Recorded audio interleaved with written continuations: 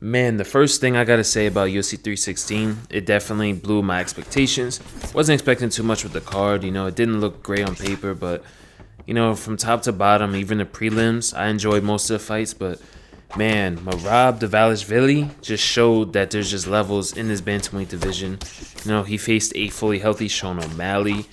He, pretty much dominated, even on the feet, had the better moments, the harder shots, more volume. He was able to get him down, and he was able to submit him, which is something that's very terrifying.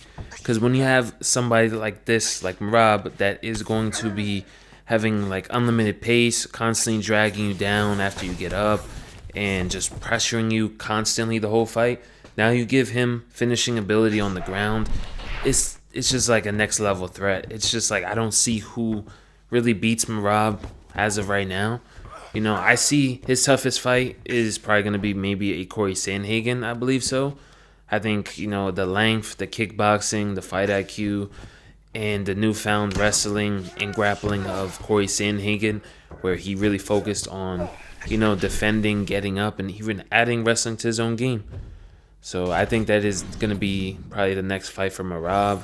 That might be his last one. I don't know if he sticks around for that long. He is around like 36. So him staying around at this very weight class where he's looking kind of harsh on the weight cuts a little bit, not necessarily bad, but it's taking something out of him. And when you're at the championship level, losing that 5% or just that little bit is enough for you to lose these fights. But what do you guys think about the, UFC 316 card? I had fun watching it from top to bottom. Yeah, Merab's beating guys like Moraes, Jose Aldo, Jan, Cejudo, O'Malley twice, and the undefeated Umar Nurmagomedov. He humbled him real quick, so it's just like, man, you don't really see much of these bantamweights giving Merab a problem at all. So it's going to be cool to see the Sandhagen matchup. We haven't seen it yet, so hopefully that's going to be next up.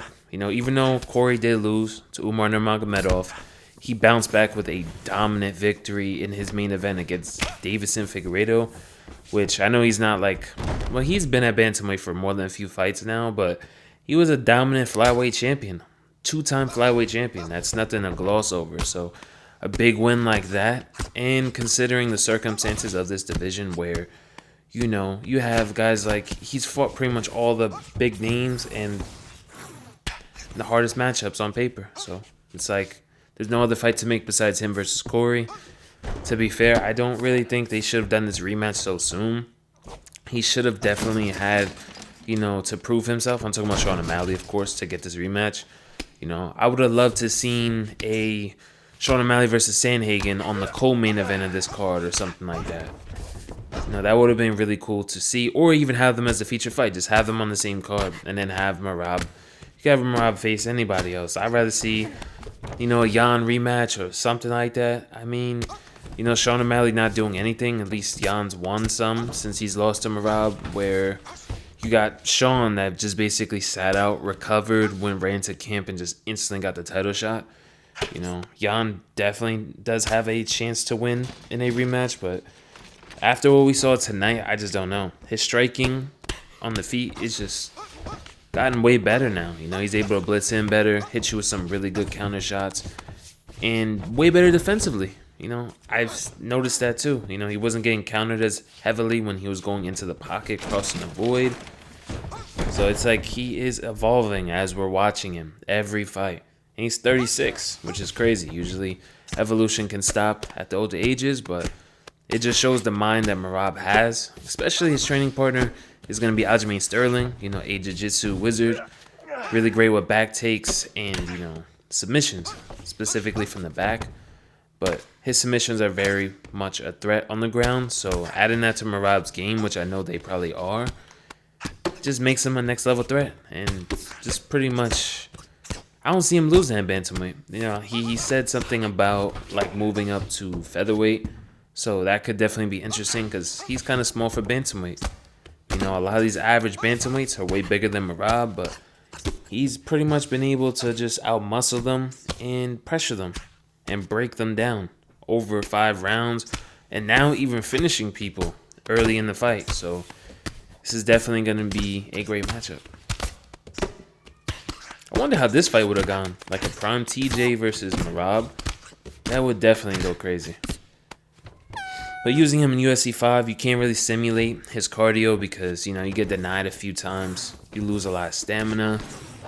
Same thing on the ground if they're denying your progression or they flip you over and you get denied while trying to get back up. You know, it drains too much stamina from guys like Merab, Habib, Cain Velasquez. People that have, you know, fighters that have literally unlimited cardio, it seems to be like in real life. But here, we're just, you know, using those hammer fists right there from full guard. And that's what I've been doing for the grappling for the most part, using those punches to the head. It definitely adds up. Look at that. We're able to break the nose, which that lung icon basically means his stamina, his short-term stamina regen is going to be significantly slower. Now that we busted open his mouth or nose, it's either one, but I'm pretty sure it's a nose. You know, these hammer fists can cause them. The ones I'm doing right here, you can also do them from half guard by holding L1 and tapping one of the punch buttons, of course, square, triangle. And you can do them in side control and even in crucifix by holding R1, square, triangle.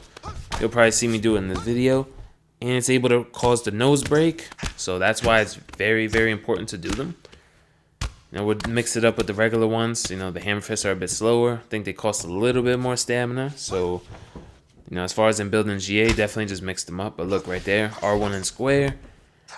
And they're a bit quicker than the ground elbow. Plus, causing a nose break is significant in this game. It's going to limit the combo fighting that people can do and really stop them from pressuring you. If they pressure you, their short-term stamina is not going to recover as fast as yours. You're going to be winning exchanges and making the fight a lot easier on yourself and gassing your opponent very, very easily. But for the most part, we're just trying to break him down to grappling. You know, just holding him, controlling him. You know, if he gets back up, we're just trying to flip him back over, get him back down.